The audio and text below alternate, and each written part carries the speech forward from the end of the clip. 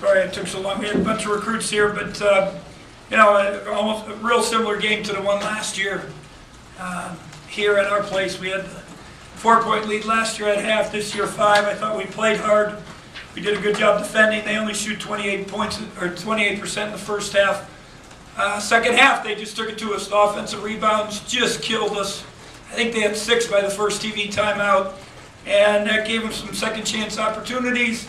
Keep giving them, you know, those opportunities. They jump up and make shots, and they just we told our guys that when you watch them, there's always one point in the game they just turn it up, and they turned it up, and we did not match the energy. We had a lot of trouble with dribble containment. Second half, they get 54 points. You know, I thought we did a good job on Juwan in the first half. Second half, the penetration, the drop downs, the kickbacks. You know, he got in a little rhythm. Same thing with Etwan, and you know, Lewis really, Jackson played well. But I thought, like, when Johnson made a couple threes and Smith made a 3, and those were big baskets. Kind of, you know, you got to worry about all the other guys. But when those guys step up and make big shots, that gave them the momentum. You know, obviously you look at our guys. You know, Dimitri just struggled. It's sad for him. We need him to play better. Hopefully he can figure it out before too late. I thought Brandon gave us a nice lift off the bench, and you know, I thought Mike Tisdale first half, Mike Davis and Myers did a good job on Juwan, but obviously it caught up with us, and so just a good win for them, disappointing for us. Mike Davis seemed to feel like there was a case at some point of some guys giving enough effort and some guys not. Well, I mean, I wrote on the board. The thing that's disappointing, we go to Minnesota and we talk about being in a foxhole, you know, give it, you know, just laying it all on the line. And we played with unbelievable energy. Now we come home, and I thought we played our first half, but there were loose balls that we didn't dive on. I mean, we just didn't give it our. Yeah, I wrote on the board, give it draw. That's all I wrote. Defend, give it draw. And there were some, you know, some of those plays that could have been a big difference maker, even in the first half, where they out hustled us for loose balls, and you know, we got a lot of guys that are, you know, they're offensive-minded players, and when they don't make a shot or don't do something, they don't, you know, maybe give quite the effort on the other end. What did they do in the second half? You talked about that. It was all dribble penetration. They just, you know, each one didn't play a lot in the first half. I don't know how many minutes exactly, but they ran some ball screens, and they just kept getting by us, and then we had to help, and then once you help, they put a shot up, and then that's where they get the rebound, because now it's rotation block out. People got to come in there.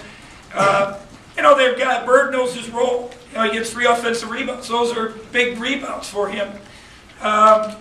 You know, those are the kind of plays, you know, just little hustle plays that him or Kelsey or Ryan, you know, they get those second chance rebounds and make a big, you know, big difference in the game, because that was a spurt to, you know, kind of knock the spirit out of us. And then, you know, then we come back, and Dimitri misses the dunk. Billy got fouled on the layup. You know, no matter what he got fouled on the layup, but we didn't finish it. And those are key baskets, because you know, we could have kept within reach. And then we made some bad decisions on a couple back-to-back plays that maybe we could have put a little more pressure on them. It seemed like you had to almost get them going. There was a lot of backslapping and getting them going. Are you surprised that there's just no drive there? I wish there was a little more fire in their belly.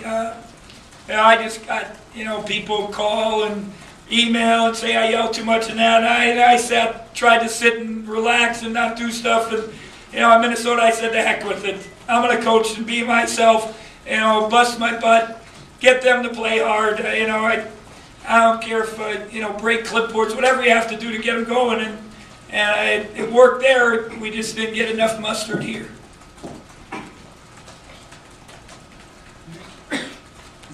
part of Dimitri? Is there something physical? Because it seems like his explosiveness just isn't there. There were a couple times he got to the basket and just wasn't able to finish.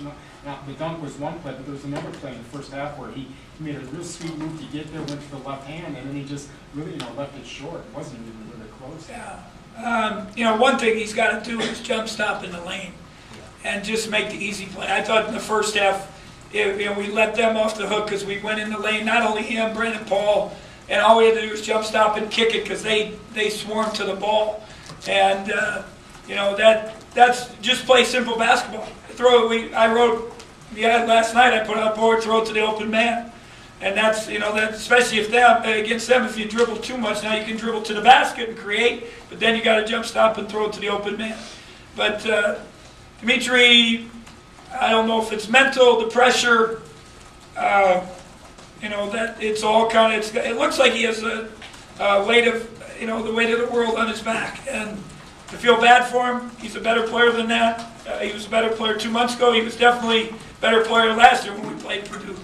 But maybe we can get him snapped out before it's too late. We got a very tough game against Michigan Wednesday. They have played as well as anybody down the stretch here.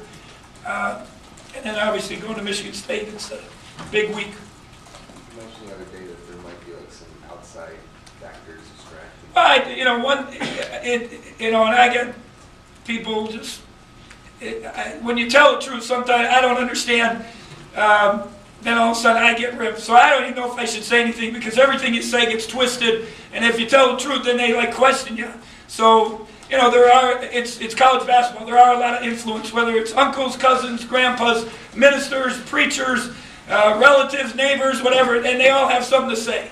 And there's also the factor of other outside people. And I think sometimes, there's so much clutter in kids' brains. Instead of, just come here, listen, be coachable. And I think it all takes a toll. It maybe adds up in the long haul of, just the weight on the pressure on themselves. I shouldn't have said ministers and preachers, so. But I've had that before too. Bruce, based on what you said immediately after the game of Minnesota and what occurred today, were you almost been more surprised if you guys had come out and given the same effort? I didn't think the first half. I thought that, it was pretty good the first half. We just didn't do it. There was a handful of times where we could have dove on the floor, done some things. And I told them at home, you still got to do those things. You can't just think you're going to win. We were fighting for our lives up there, and that's how we played. And we just didn't back down. And to their credit, they in the second half they made some plays and kind of took the wind out of our sail. But it's disappointing. You would hope we would have continue to play with all reckless abandon. We heard you telling the guys repeatedly to make Lewis Jackson go left. Is that almost impossible to make it? Well, it's hard. You got to get into him, and then you get clipped on the ball screen. And he's very good with his right hand. He's so little. He's got a lower sense of gravity than everybody else. Better balance. So, you got to get into him. Or when he comes at you, you got to be really have the knees bent, ready to go.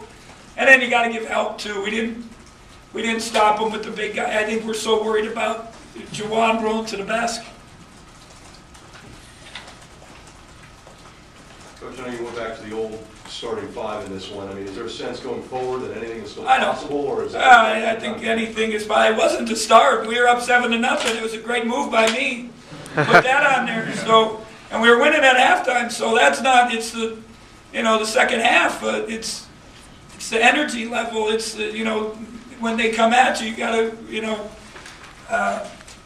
match that level of energy.